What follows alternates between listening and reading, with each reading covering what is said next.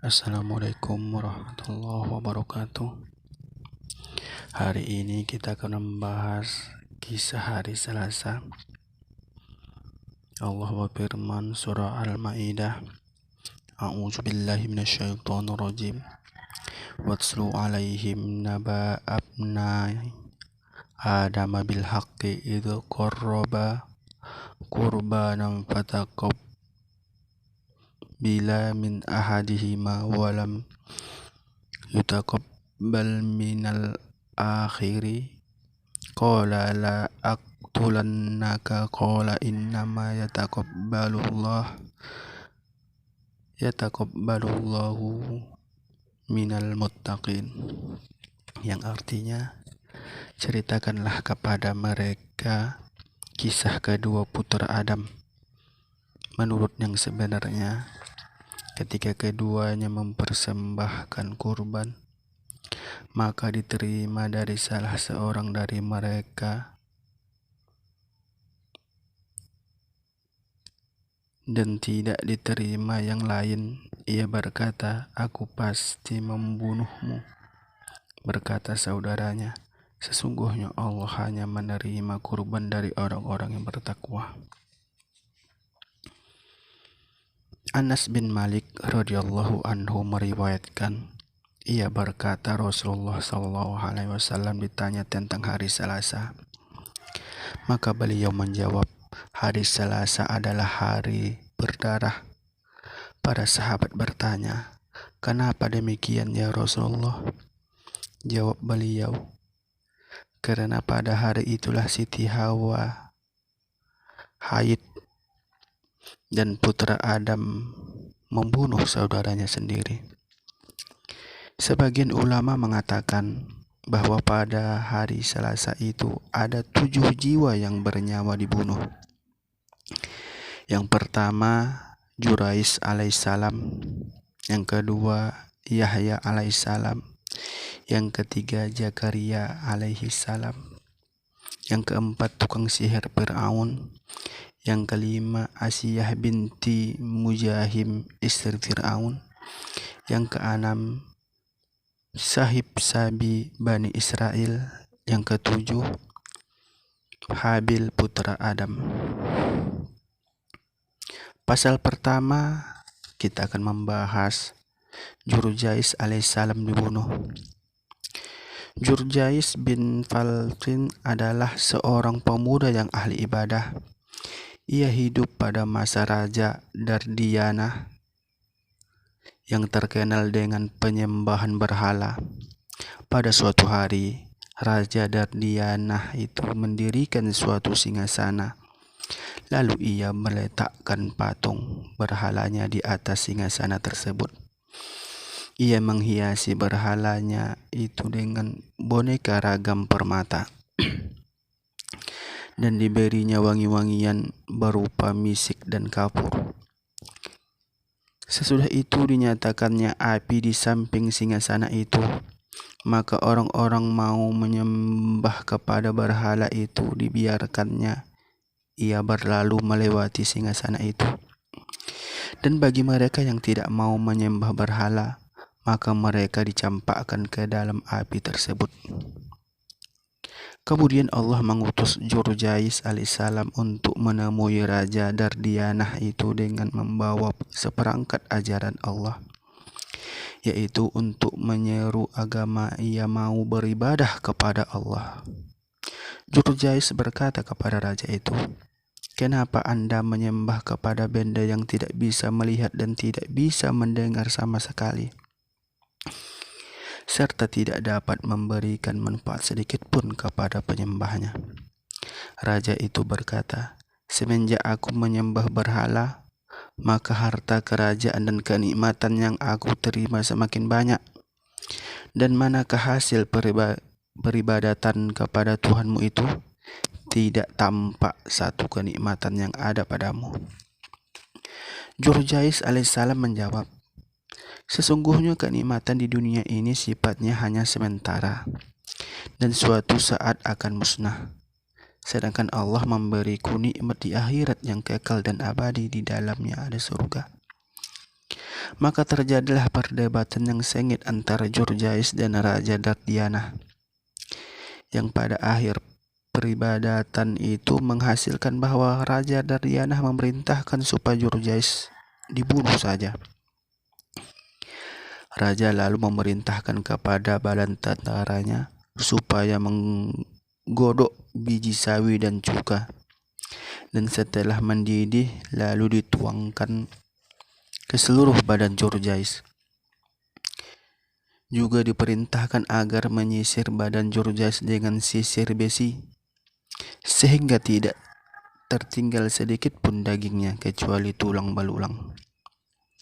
Kemudian Allah menghidupkan Jurjais kembali seperti semula, bahkan lebih tampan dari sebelumnya, sambil ia meneriakkan, "Hai orang-orang kafir, katakanlah la ilaha illallah, tidak ada Tuhan yang patut untuk disembah kecuali Allah." Kemudian raja itu memerintahkan kepada rakyatnya supaya mendatangkan 6 pasak dari besi. Setelah pasak-pasak itu didatangkan, maka dipasakkan kedua tangan Jurjais dengan 2 buah pasak. Kedua kakinya dipasang dengan 2 pasak, dan di kepalanya 1 pasak, dan di ulu hatinya juga 1 pasak. Lalu Allah memerintahkan kepada malaikat untuk mencabut semua pasak yang menempel pada tubuh Jurjais. Setelah semuanya dicabut, maka dengan izin Allah Jurjais hidup kembali seperti semula. Kemudian ia meneriakkan kembali dengan kata-kata, "Hai orang kafir, katakanlah la ilaha illallah, tidak ada Tuhan yang wajib disembah kecuali Allah." Melihat usaha sang raja dalam membunuh Jurjais tidak berhasil, lalu sang raja memerintahkan supaya Jurjais dimasukkan ke dalam sebuah belanga besar yang berisikan minyak yang mendidih, sedang di bawahnya dinyalakan api yang sangat panas sekali. Namun Allah menjadikan air dalam belanga itu sebagai sumber mata air yang sangat dingin dan nikmat sekali, dan tidak satu helai pun rambut yang mendapat celaka, mudarat. Dan selanjutnya Jurjais keluar dari belanga itu dalam keadaan segar bugar, sehat walafiat. Sudah 70 macam siksaan yang diberikan kepada Jurjais, namun masih selamat dari siksaan itu. Bahkan ada yang mengatakan bahwa siksaan yang diberikan kepada Jurjais itu sudah mencapai 100 macam siksaan. Tetapi dengan izin dan pertolongan Allah, tidak satu pun siksaan yang dapat mencelakai Jurjais. Ketika sang raja sudah merasa putus asa atas hasil usahanya, maka tidak segan-segan ia memanggil Jurjais, dikatakan kepadanya, "Hai Jurjais, aku mempunyai hajat darimu, yang apabila kamu menurutinya perintahku, maka aku pun akan menuruti semua apa yang kamu perintahkan." Mendengarkan ucapan sang raja itu, Jurjais diam saja tanpa memberikan jawaban sama sekali. Dikiranya dengan diamnya Jurjais itu ia menerima permintaan sang raja. Kemudian sang raja berkata, "Hai Jurjais, aku telah menyiksamu dengan berbagai macam siksaan, dan aku sudah banyak menyakiti dirimu.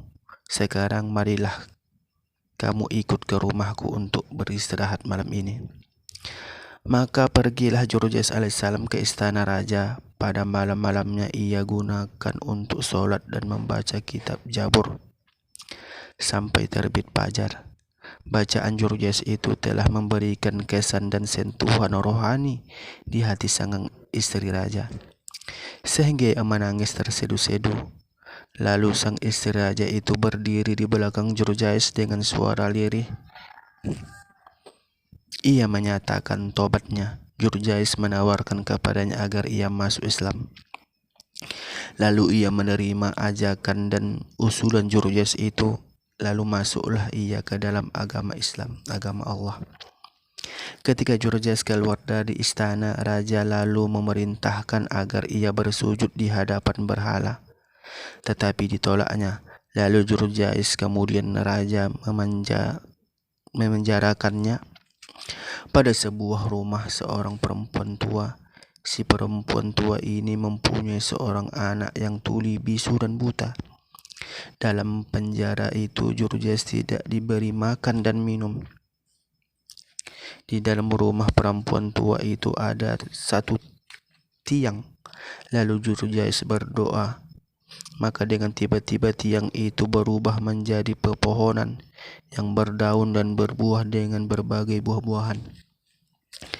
Tatkala perempuan tua itu datang dan melihat kemukjizatan yang ada pada Jurjais itu, seketika itu juga ia menyatakan keislamannya.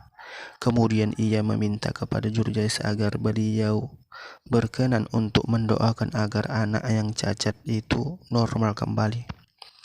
Lalu Jurjais berdoa, maka dengan izin Allah anak dari perempuan tua itu menjadi normal kembali, dapat mendengar, berbicara, dan dapat melihat. Kemudian Jurjais memanggil anak itu, "Ya gulam." Anak itu menjawab, "Baik." Jurjais berkata kepada anak itu, "Pergilah sekarang kamu ke tempat berhala-berhala itu dan katakanlah kepada berhala-berhala itu bahwa Jurjais alaihissalam telah memanggil kalian." Maka pergilah anak itu ke tempat berhala-berhala tersebut. Memang ternyata di situ terdapat 70 berhala.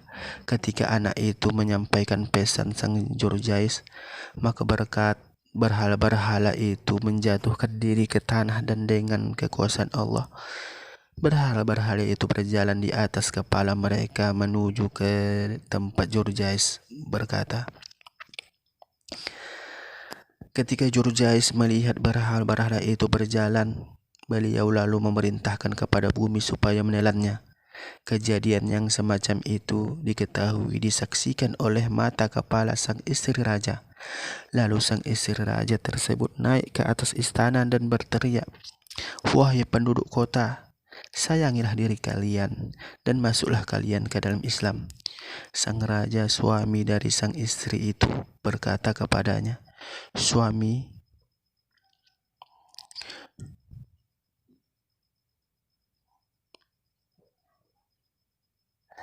sudah sejak 70 tahun aku menyaksikan banyak sekali mukjizat, namun aku tetap tidak masuk Islam. Tetapi engkau hanya menyaksikan satu mukjizat saja, sudah menyatakan diri memeluk Islam." Maka istri menjawab, "Hal itu karena kemalanganmu dan keberuntunganku." Maka sang raja, sang suami, lalu memerintahkan kepada rakyatnya yang masih setia kepadanya supaya membunuh istrinya. Kemudian Jurjais alaihissalam bermunajat kepada Allah, "Ilah, selama 70 tahun aku telah mengalami penyaksian dari orang-orang kafir itu, dan sejak hari ini tidak ada lagi kesanggupan pada diriku. Maka karuniakanlah aku mati syahid, dan berilah siksa kepada mereka dengan siksa yang pedih." Baru saja Jurjais menyelesaikan munajat berdoa, maka tiba-tiba ada api dari atas langit. Ketika api itu mendekati kaum yang kafir itu, mereka lalu mencabut pedang-pedang mereka dan membunuh Jurjais. Api itu terus turun dan membinasakan kaum orang kafir dalam waktu relatif singkat. Kejadian yang semacam itu terjadi pada hari Selasa.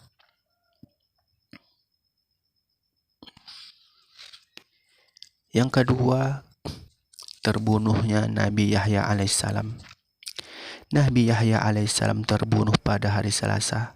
Adapun mengenai kisah sebab terbunuhnya adalah sebagai berikut. Tersebutlah pada bangsa Israel bahwa hiduplah seorang raja yang mempunyai istri-istri itu sendiri mempunyai seorang putri hasil dari laki-laki lain. Sang istri raja hendak mengkawini dan putrinya dan hasil dengan laki-laki lain kepada sang raja.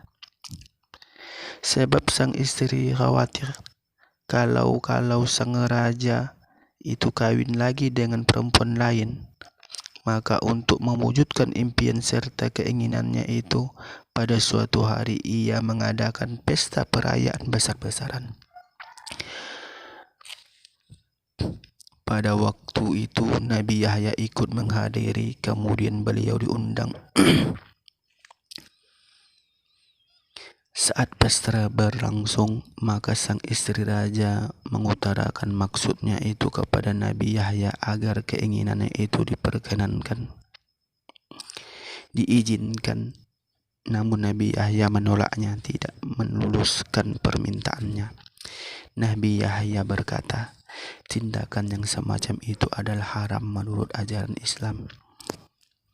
Maka Nabi Yahya meninggalkan pesta dan yang diadakan oleh istri raja itu. Sementara itu istri raja itu marah bukan kepalang karena permintaannya itu ditolak oleh Nabi Yahya alaihissalam. Kemudian sang istri raja itu mencari daya upaya buat mencelakakan Yahya alaihissalam. Ia lalu memberi suaminya minuman yang memabukkan. Dalam keadaan mabuk itu, lalu putrinya itu dihiasi dengan secantik-cantiknya. Kemudian diperintahkannya kepada suaminya seraya berkata bahwasanya Yahya melarang aku untuk mengkawinkan perempuan ini denganmu. Lalu sang raja mengundang Nabi Yahya, lalu ditanyakan kepadanya bahwa menurut pendapatmu tentang hari ini. Nabi Yahya menjawab, hal ini haram dalam Islam. Sang raja lalu memerintahkan kepada rakyatnya agar Yahya dibunuh saja. Maka beramai-ramai mereka menyembelih Yahya bagaikan mereka menyembelih kambing, sehingga para malaikat yang berada di langit menjadi gempar.